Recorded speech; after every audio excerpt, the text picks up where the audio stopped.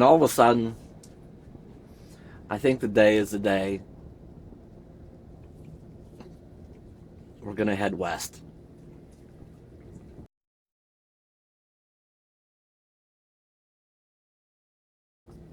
Sooner or later, I got to put some faith in the boundary that it's up for some traveling now. Here's something interesting this morning. These guys over here. There's one on the right next to him on the far side too. He came over this morning and introduced himself. He says I was looking for a Wi-Fi signal and I seen the name of my Wi-Fi signal was Dave's RV Life, and he found it and he seen that and he got to looking and he says, I wonder if that's a YouTube channel. He got to looking on YouTube. He found Dave's RV Life and he said, hey, sure enough, that's the bounder.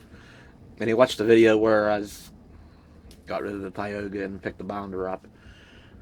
He had to come over and say hi. Here, him and his buddy, those two RVs, they just live in their RVs and they bounce around from the Walmart parking lot here to there's like 3 other locations, and they just keep every day or so they make a loop here and they just kind of live in the area. So you know, when you only spend a little bit in gas, that's like rent control. Although I prefer to do it in a straight line. I only travel so far each day. Bella don't know it, but we're gonna head west today, girl.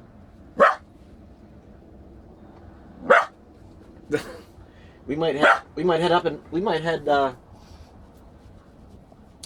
up in Arizona, your home state, girl. Huh? Anyway, I used my Gas Buddy app. Yeah, so we left the campground. That was a nice day. And we came up to Walmart here last night. I dumped the tanks, and holy cow, them things were bigger than the ones in the Tioga. They dumped, and then I filled the fresh water up. I was there for a while. I haven't got the manuals out yet. I think this has a 100-gallon freshwater tank. That lasts me. One thing nice about these big tanks, definitely nice not having to worry about them too much as often. Oh, so I got the Gas Buddy app out, and here it's $2.74 a gallon. But I found out just on the other side of Tallahassee, that's about 100 miles from here, gas drops about a quarter a gallon.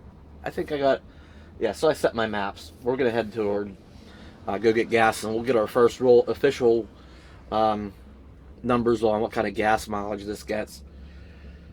About 100 miles. I got plenty of gas to get there. Oh, huge gas tank, too. When I filled it up right after I first got it, I put 76 gallons of gas in it. It must have a 100-gallon tank. I don't know. So, and we've gone 100 and some miles. I forget what it is, and it's still just like close to the full mark. I have to get this all figured out. Anyway, we're gonna go get gas today for $2.47 at Flying J. Plus, with my Flying J card, I get another 3 cents a gallon off. So it's $2.44. I want to say $2.47, $2.44 a gallon. I'll fill it up again and get some mileage numbers. So we're gonna get out of here, and we're gonna move in a westerly direction. I don't know where we're going, so we're just gonna head west. I think we're gonna head for the desert, Arizona. We're not gonna be in a big hurry to do it, but that's the direction we're gonna be traveling. It's time to leave Florida. Okay, we're gonna leave Florida. Okay. Okay. We're gonna leave Florida. Okay. All right, we're gonna go.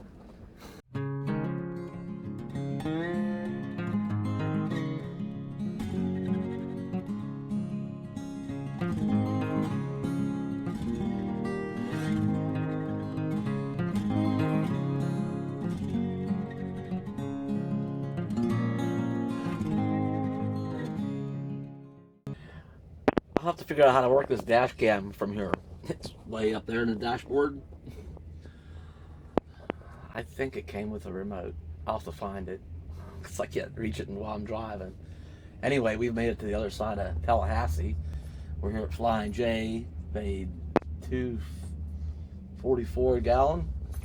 Took 36 gallons. It was still well over half a tank. So I'll have to figure out how big this tank is. And it works out 7.2 miles a gallon. And that was a mix of, watch out, Bella. We got to move up. We're gonna get propane. We're waiting our turn to get propane. So that'd be it. Everything will be full. Freshwater tank, gas tank, propane tank. We're gonna be ready. For what? I don't know. I gotta pull up. Wow. And so it begins. Did I say the Bounder?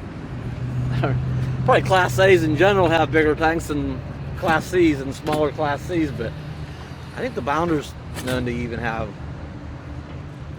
the Bounder line of RVs has even more capacity than other Class A's. What? 17.2 gallons of propane. That's gallons, not pounds. And the conversion is times 4.24. If you want to know how many pounds that is. And it wasn't the whole way empty. $3.20 a gallon, $54.96 in propane, but it's a big tank. I was like, oh, all right. The Tioga, I think it had a 10-pound tank in it, so I could run it pretty low, and at best I could get 9 gallons in it. This took 17.2. She costs a bit to, takes a bit to get her all filled up, but, you know, just me and Bella, it'll all last a long time. This is perfect. This is perfect that I had to get off the interchange of Highway 90. And Highway 90 runs like parallel to Interstate 10. I knew he was out of time. Once I got on Interstate 10, you know, it goes all the way to the West Coast. I like to get off the beaten, you know, path a bit. Highway 90 runs parallel, I think, also the whole way to the West Coast. I know out past,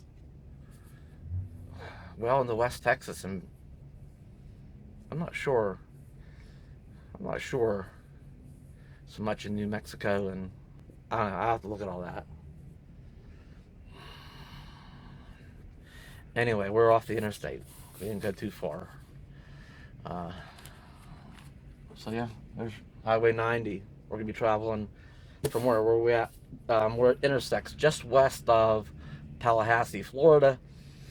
We're gonna get on Highway 90 here and head west, and where we end up later today. I don't even know how far we're going today, but we're on our way to somewhere. And Bella reminded me it's time to get on with it. So can we get going now? Can we just go? Can we just get going now? Huh? You need to get up in your seat and drive this thing. We need to get going.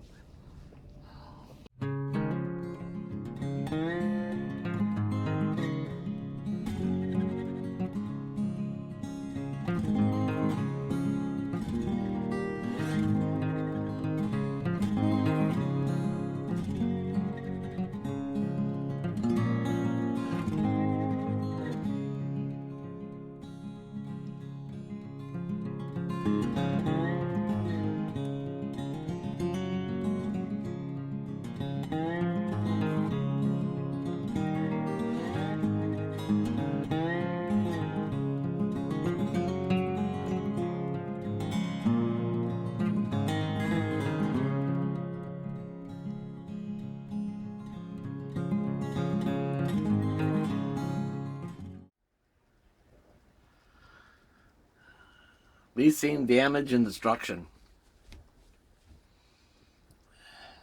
Kind of changes you. We just drove. We just left from getting propane back at the Flying J.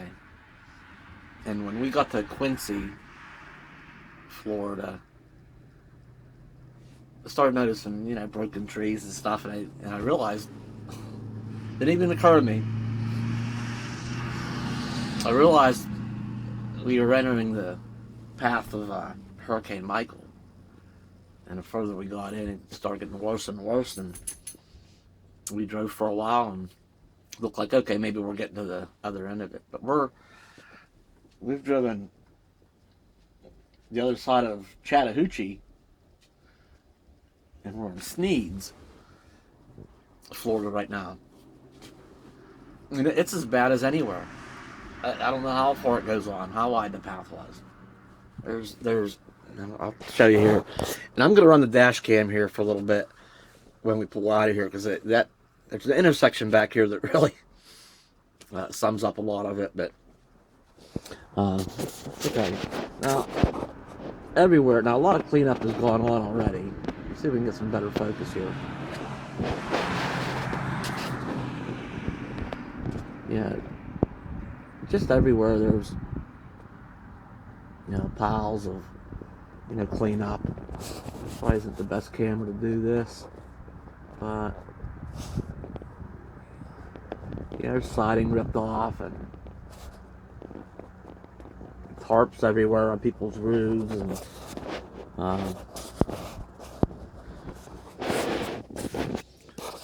but this is just a little bit on this one street. It's just everywhere. I don't know how many miles that is. We've gone quite a ways, and I don't know, 20, 30 miles. We'll leave here, and I'll just run the dash cam a little bit and a couple of spots. But how long's it been since Hurricane Michael came through? A month? And there are still all kind of equipment cleaning up these piles, and utility workers out, still running electric lines and replacing poles. We just passed a truck that had brand new telephone poles on it. We've seen a lot going down a stretch of road where you can see a lot of them poles have already been replaced. Obviously, there's still quite a few to do. And, the lines that have the big spools on it, running line. It's crazy. I think so many people, it's just... Anyway, I wasn't going to show it, but it just... I don't know why. But it's so widespread, and it's so much damage.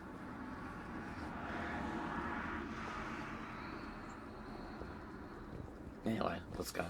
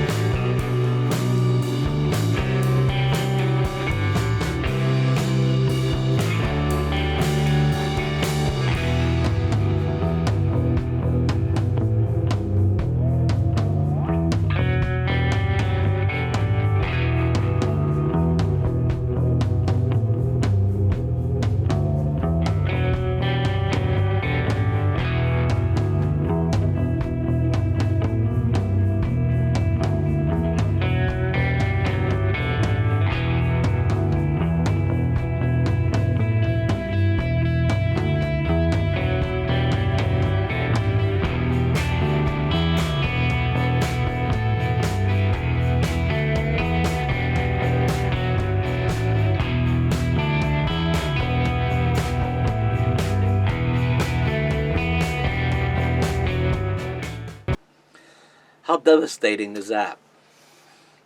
I've never firsthand witnessed any widespread devastation like that myself. That's something to see on the news. You know, you hear of a hurricane, you see some schlub of a newscaster, you know, standing on a beach somewhere and with his rain gear on, and the wind's buffeting him and him or her, and say, "Oh, it's coming." And maybe you see a couple of shots of a couple of trees down on a house or two, and but you don't see, you know, driving 20, 30 plus miles of just endless, you know, and that was taken how many weeks after it occurred? I think that what the next day must have looked like. Putting the winds aside for a second, you know, for those of us that aren't from hurricane-prone areas, you know, western Pennsylvania, we don't see stuff like that. You know, imagine for 20 or 30 miles if every 80% of the trees just fell over on homes and businesses across the roads. You know, how long would it take just to clear the main roads? Just begin to get emergency services in there, let alone to the back roads and more remote areas. Um, yeah, I just never seen anything like that firsthand before. So, you know, hurricanes, tornadoes, just stuff you see on TV, and you get some little clips of, and you don't see firsthand, you know, or it comes and goes on the news and it's forgotten about. You know, I know if that happened in my area, you think, you know, that's what you wake up to every day, you know, and recovery from that could take years. If some cases, you know, there's places that never recover.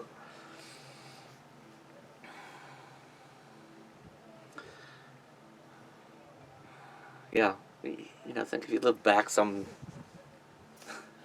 you know, some old road and you was gonna stick it out, you know, if you didn't get hurt and didn't need emergency services, well, you'd still be trapped back there. Probably your house might be half crushed, and you know, you can. It's gonna be a long time before you can get out to the store and get any groceries, and you better have stocked up.